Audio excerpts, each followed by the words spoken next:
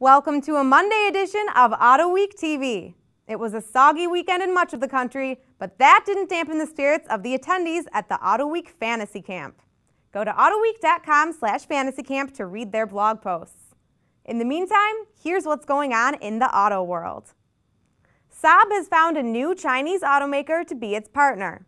Pingde Automobile, which is China's largest publicly listed car distributor, will kick in as much as $155 million to Saab. Pingde will take a 24% stake in Saab, as well as buy up to $63.6 million in Saab cars. Of course, this all depends on getting the okay from the Chinese government. That lack of approval is what blew up Saab's deal with China's Hautai Motor Group last week, just days after it was announced. Over the weekend, Mercedes-Benz released details of the C63 AMG Coupe, which will join the sedan version in showrooms this fall. Under the hood is a normally aspirated 6.2-liter V8 rated at 451 horsepower. If you want to pay for the optional performance package, power jumps to 480. The only transmission is AMG's 7-speed multi-clutch unit, but with the performance package, the run from 0 to 62 miles per hour takes just 4.3 seconds.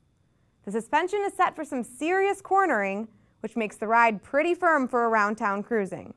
But that's a trade-off we'd happily make for this coupe with rocket-like manners. Okay, time for the weekend racing wrap-up. Here's the spoiler warning. Turn away if you don't want to know the winners. Matt Kenseth won the NASCAR Sprint Cup race at Dover International Speedway. Carl Edwards won the nationwide race, and Kyle Busch won the Camping World Truck Series race at the Monster Mile. Ed Carpenter put up the fastest time during the first day of practice for the Indianapolis 500. Carpenter, driving for Sarah Fisher Racing, clocked 224.786 miles per hour on Saturday. Rain washed out practice on Sunday. In the Grand Am Series, the 6-race win streak of Scott Pruitt and Memo Rojas came to an end at Virginia Raceway.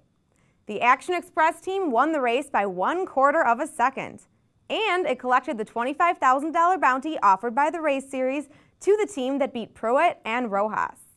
And finally, Antron Brown, Jack Beckman, and Jason Line were winners at the NHRA meet in Atlanta. Finally for today, our long-term test car fleet has grown with the addition of a 2011 Subaru WRX STi. Associate Editor John Wong introduces us to this scorcher of a sedan.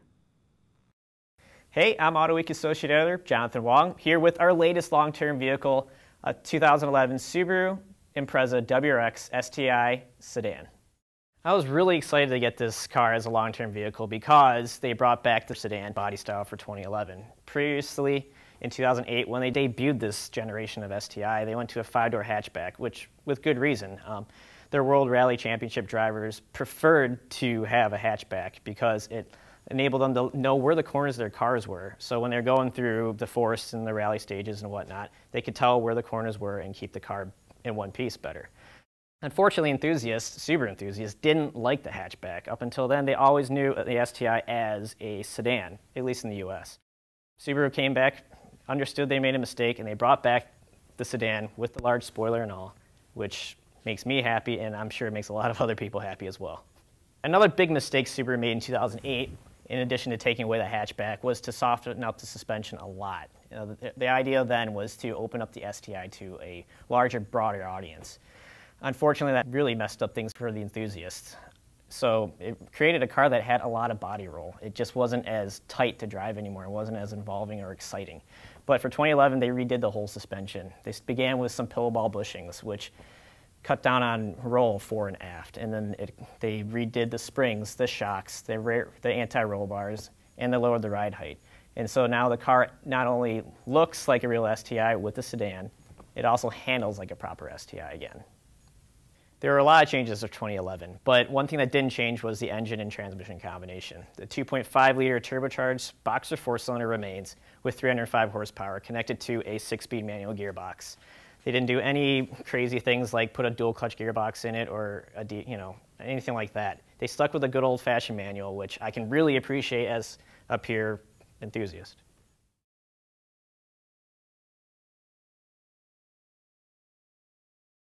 Thanks, John. I can't wait for my first turn behind the wheel. Before we go, Here's a belated happy birthday to Sabina Schmitz, who's famous for driving the BMW Ring Taxi around the Nürburgring. She turned 42 on Saturday. We'll see you back here tomorrow. Until then, enjoy the drive. Thanks for watching today's edition of AutoWeek TV. Be sure to catch all the latest car enthusiast news on AutoWeek.com, in AutoWeek magazine, and in AutoWeek's iPad edition.